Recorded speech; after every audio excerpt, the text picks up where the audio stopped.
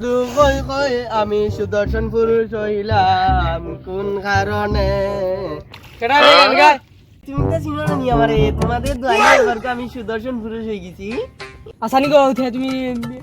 এটা না বেটি আপনার যে লাগে না নি আমি কি তো যে লাগে না ওরে তো দেখে খাইলাম আমি যে কিতা মনে হয় বেটি এসে সুদর্শন পুরুষের দ্বারা আইছি তাই এর লগে ইন্টারভিউ লই মুয়ের বাদে আড্ডা হইব ফান হইব মজা হইব তো আপনারা সাথে থাকুন আজ দেখতার আমরা সুদর্শন পুরুষের দ্বারা আইছি আসসালামু আলাইকুম ভাই ও আরে যাইতাম আপনার বোন হইতাম না তা বোন হইতে এখানে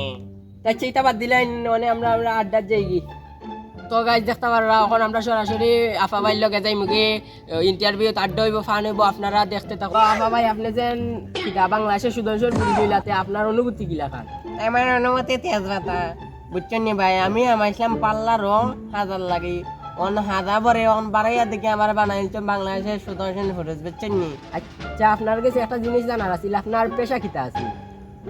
তো ভাই আমার পেশা আছিল কি তা জানি দোকানে দোকানে গিয়া হইতাম টেকা দে বুঝছেন নি ও অবস্থা আছিল ভাই বুঝছেন নি তো গাইজ আপনারা তো দেখতে পারছেন যে আমরা আফা ভাই কিলাখান সুদর্শন পুরুষ হইছেন এবং তাইনের জীবন কাহিনী তো অনেক স্টেপ আপনারা পরে জানাই নিব তো ভাই আমরা ইনভাইট থাকি তাইলে বিদায় জানাই নিব ভাই ঈদে আর বাস পাইলে কিতা করতাম মানুষ সুদর্শন পুরুষ হয়ে যাওয়া তখন দেখো দেন আমরা তো এই দেশে তাকাচ্ছি না রে ভাই